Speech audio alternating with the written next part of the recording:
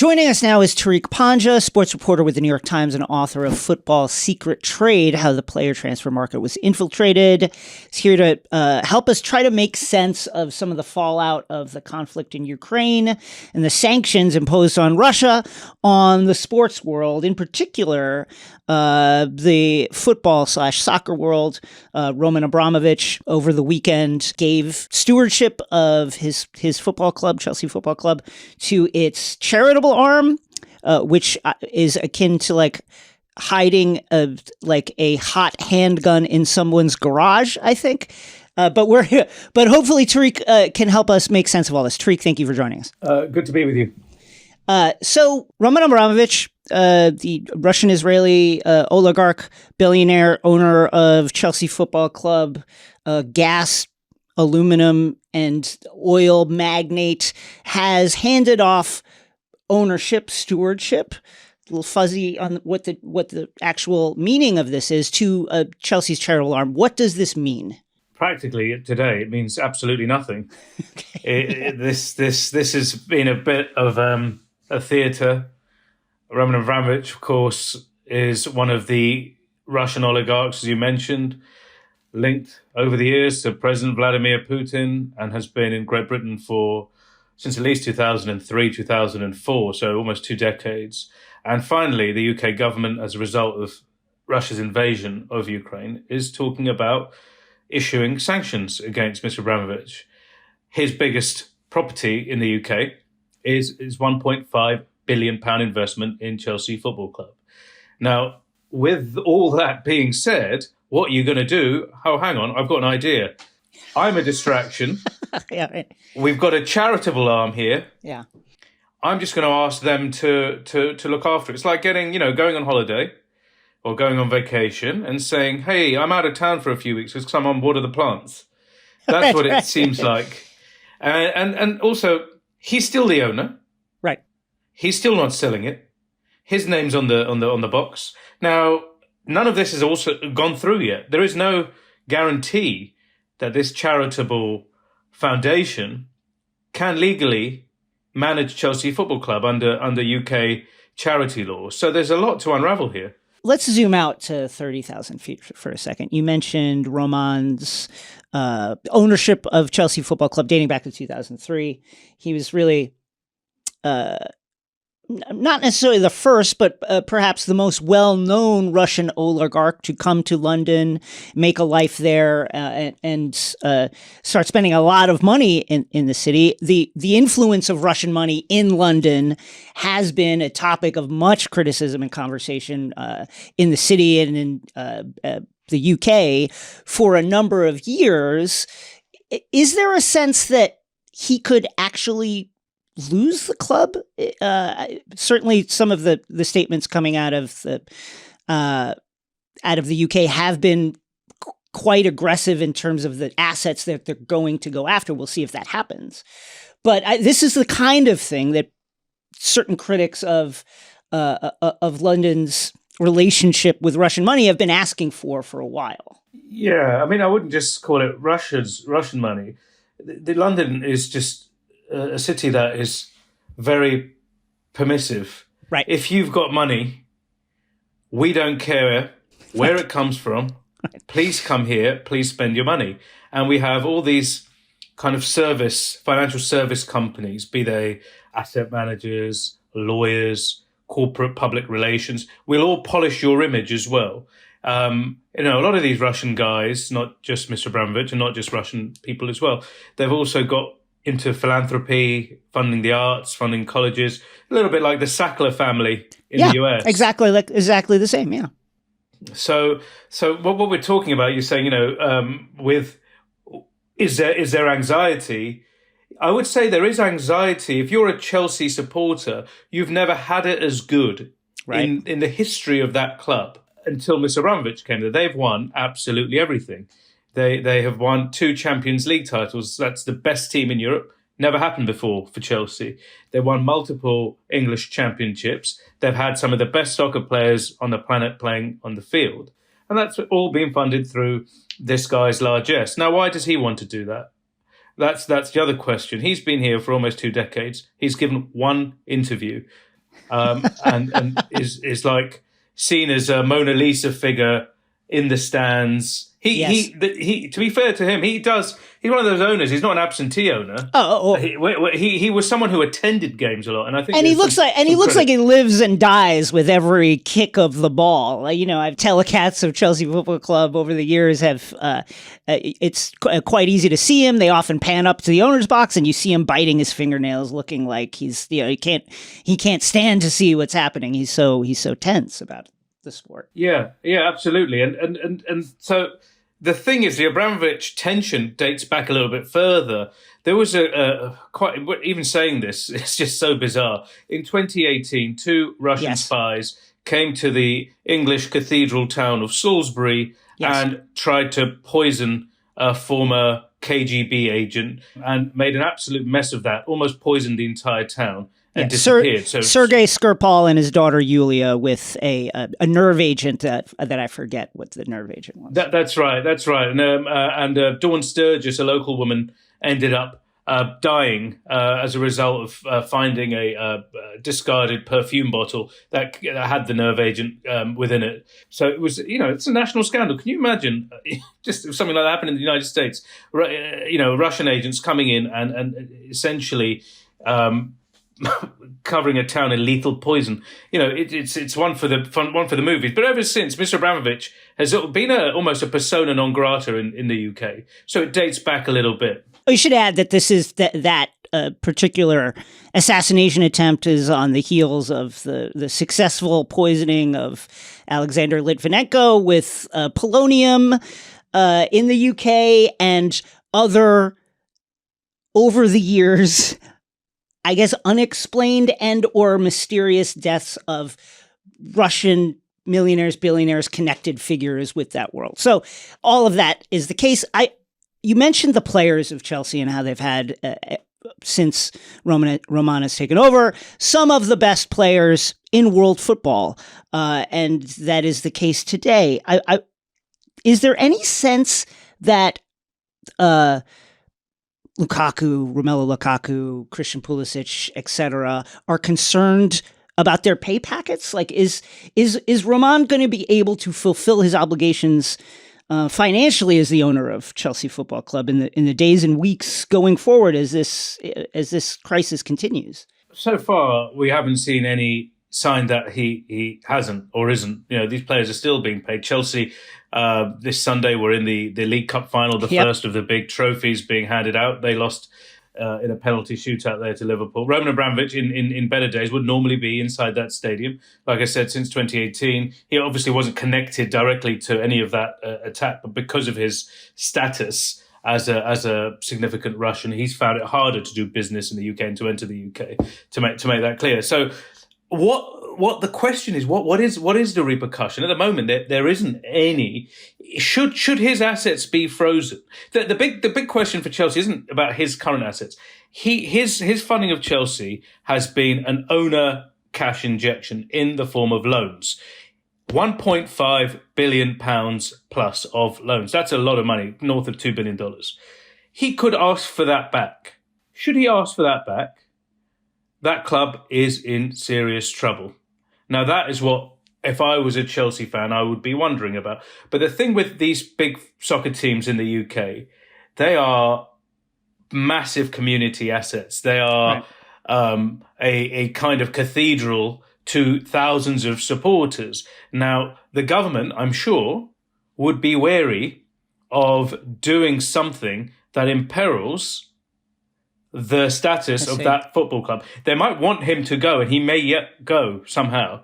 But I can't imagine right now the chaos that would ensue if someone arrived and put a lock and chain around Stamford Bridge and said, you can't go in and you can't play football anymore because you can't pay your debts. FIFA announced recently that all Russian teams, whether national representative teams, club teams, shall be suspended from participation in both FIFA and UEFA competitions. This means essentially Russia is kicked out of World Cup qualifiers. Spartak Moscow is the only Russian team currently involved in European competition in the Europa League. This is truly a huge step for FIFA. I mean, you've really you've really done something when FIFA of all groups decides, okay, you've gone too far. We're going to kick you out of competitions. This is huge. What's been the fallout from these decisions that are quite new, obviously? Yeah, I mean, it's interesting you mentioned FIFA, but again, FIFA can't seem to do anything right because this comes a day after they already sanctioned Russia with penalties that included playing in neutral territory, playing under a different name, playing without its flag and without its anthems or fans. That was the day before. And immediately, Poland, which was due to play Russia in a World Cup qualifier in Moscow, so we don't care where we're playing this so-called team, whatever you want to call them, we're not going to play. That Sweden and the Czech Republic, two teams that would have met the winner for that place in Qatar, followed suit very quickly. And then a bunch of other teams also said by the time, 12 hours later, I think there was at least a dozen, including the United States, England, Ireland, Iceland, saying, we're never going to play Russia under these circumstances. This is a country that's invaded a fellow European country. We're not going to play. And then what did change? What changed was the International Olympic Committee, another organization which has been supine in the face of Russian cheating, doping over the years, decided it's had enough. Now, parenthesis, this is after the Beijing Olympics, not before. Right. There's nothing at stake for the IOC, one could argue. Basically recommended that Russia and Belarus, a neighboring country, which has been a staging ground for Russian soldiers, should essentially be kicked out of global sport. That set the framework for what FIFA then did. Now, let me ask, why did FIFA not do this one? Why did it get it wrong the day before? It's got no halo effect. It's like, oh, well done. You finally done the right thing, having screwed it up 24 hours ago. Takeline is brought to you by Underdog Fantasy. I want to tell you about the easiest and most fun way to spice up your season. It's Underdog Fantasy and their brand new Pick'em game. Just pick over or under on your favorite or least favorite player stats, and you can win up to 20 times your money in a single night. Underdog, woof woof, keeps it super simple with their easy-to-use website and mobile apps. Pick between 2 and 5. No need for an extra hand. Everything happens on one hand. Players, and you could take home some cold hard cash. NBA's back this week, and we have the absolutely misbegotten, struggling, ruinous Los Angeles Lakers recently getting booed at Staples Center versus the much improved defensively Dallas Mavericks on Tuesday night. Will LeBron go for 28 with the team losing by 30? Will the team simply implode, and will players just throw their jerseys down and walk out of the arena never to return?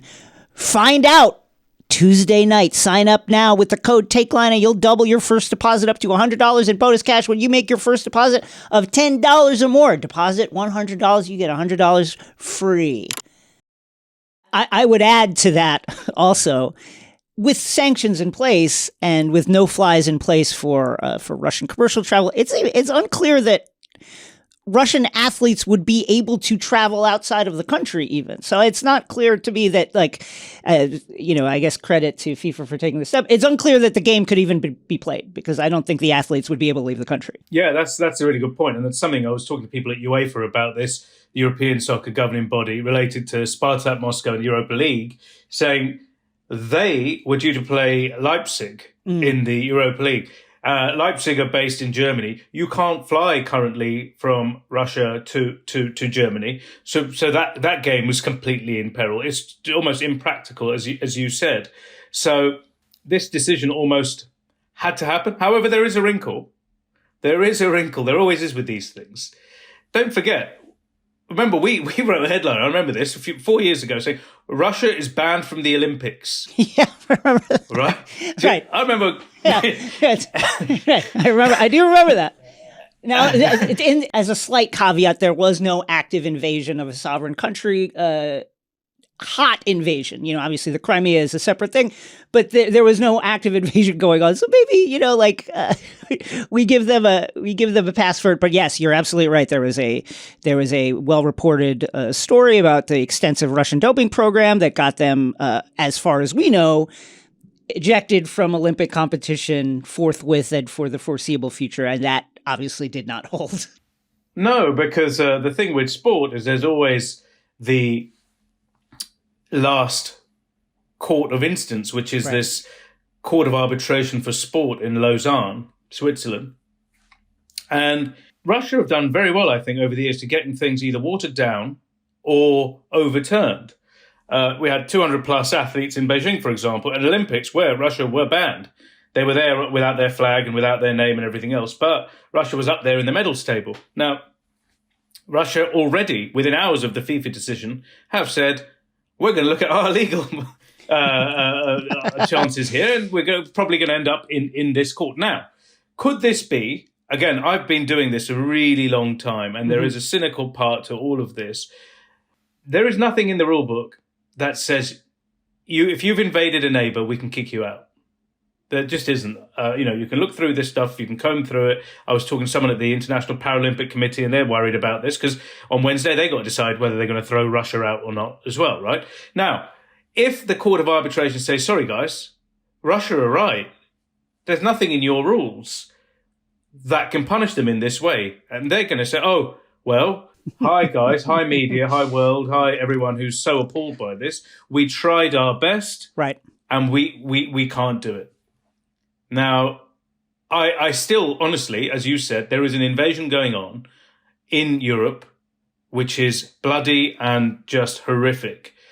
I still cannot believe that Russia will be allowed to play.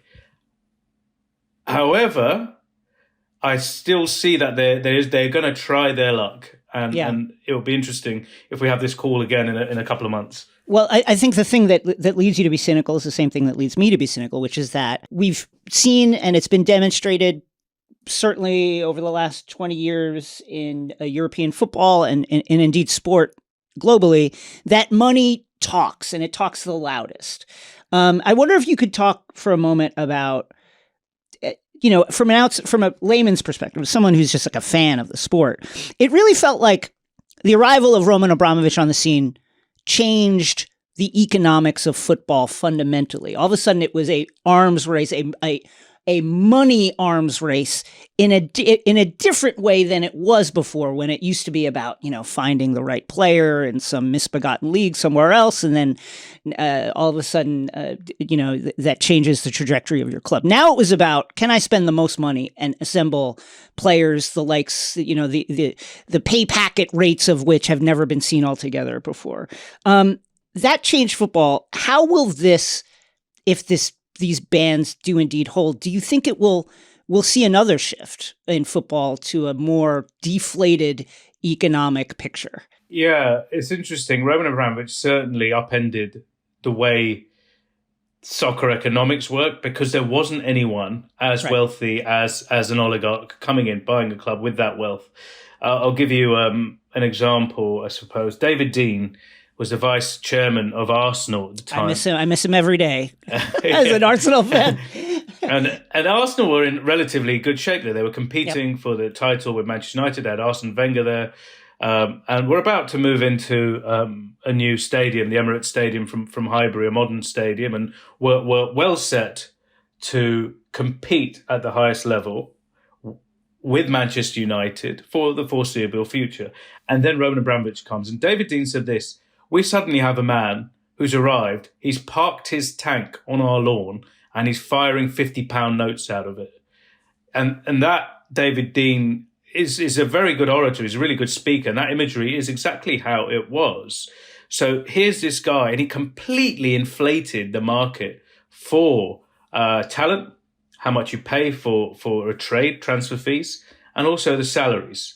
And as for Arsenal, I don't think they ever recovered. That's true. They didn't get to where a team of that standing, Chelsea was not considered a rival at that point.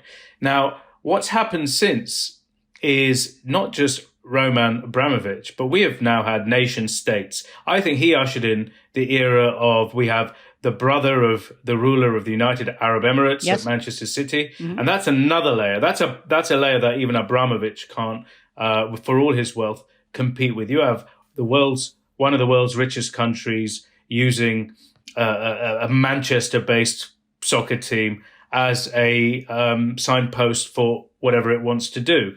and it has spent an enormous amount of money, built a team through the genius, I suppose, of Pep Guardiola, but given him every single resource that is available to football. And then across the water in Paris, you have the state of Qatar having a kind of a Hollywood operation there, a more superficial approach to club building, buying the best players, Neymar, Kylian Mbappe and Messi, etc.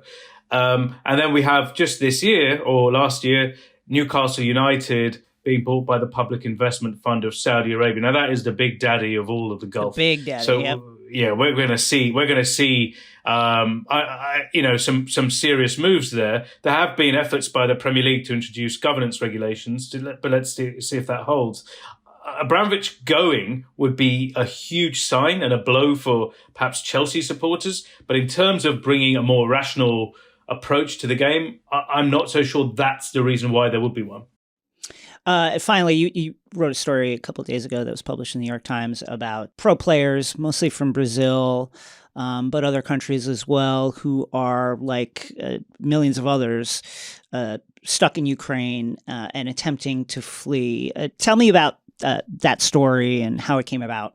Yeah, so Brazilians in particular, I used to live in Brazil, so I still have connections over there. And I follow the social media feeds, and the Brazilians go everywhere in the world to play football. I mean, the smallest country, the poorest country, if it's got a football league, you might find a Brazilian, from the top to the bottom. And Ukraine pays good salaries, particularly at Shakhtar Donetsk, the team from Donetsk that was forced to play in Kiev because of an earlier kind of Russian-backed secession movement over there, and Dynamo Kiev, the kind of historic big team of Ukraine. They also have South American players and Brazilians.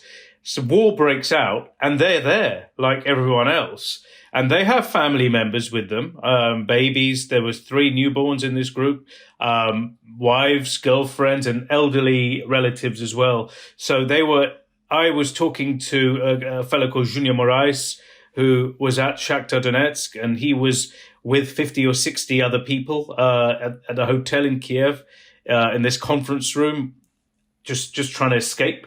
And they were panicking. Bombs were going off. They could hear these military jets flying overhead. The building shook a couple of times, he was telling me. And they required help from UEFA, European Soccer's governing body, FIFPro, the Players Union, and the Ukrainian Football Association. I tell you what, it doesn't matter how rich you are. Moments like this, it is such an equalizer. They joined that mass of humanity trying to get to the train station and trying to get out west, out of Ukraine. They were the lucky ones. I've seen stories of other players who aren't as well connected as maybe they are, huddled around fires, freezing. Like the vast majority of the population. Yeah. Hey, one thing that's really struck me, and it's really sad here, a sad story among a lot of sad stories, is the difficulty Black and brown people are having leaving the Ukraine and being accepted by those bordering countries. It's horrific, being thrown off trains and not being allowed to cross borders. The government of Nigeria, for one, has had to release a statement trying to smooth that situation and let its citizens that are there know that they should be allowed to pass through. We've seen similar situations with Indian nationals. It's bad, and it's a very bad situation. It's unclear what reason those people are being held up, other than I think it's pretty clear why those people are being held up. I think it's clear as well, but it's unclear to me what reason they think the border guards think that they have for doing that. It's very clear to me, obviously. It's very clear that, hey, here's some brown people that don't look like Ukrainians. Hold on, you can't leave yet. Let's save some space for the Ukrainians who are trying to flee. But yes, it's pretty cut and dried, and it's a horrible situation that I hope is being cleared up somehow. Yeah, and the thing, I mention it because obviously a lot of these footballers would have that appearance, and there aren't going to be the millionaires of famous people who play for Donetsk and Kiev. Yeah. There are second division teams in Ukraine, and they are just a random looking black and brown person. He just happens to play football, and they are suffering out there. Let's hope something is sorted out for them as quickly as possible. Tariq Panja, his book, Football Secret Trade, How the Player Transfer Market Was Infiltrated, is available wherever you get your books. Find his writing at the New York Times and elsewhere. Tariq, thank you so much for joining us. Thanks for having me.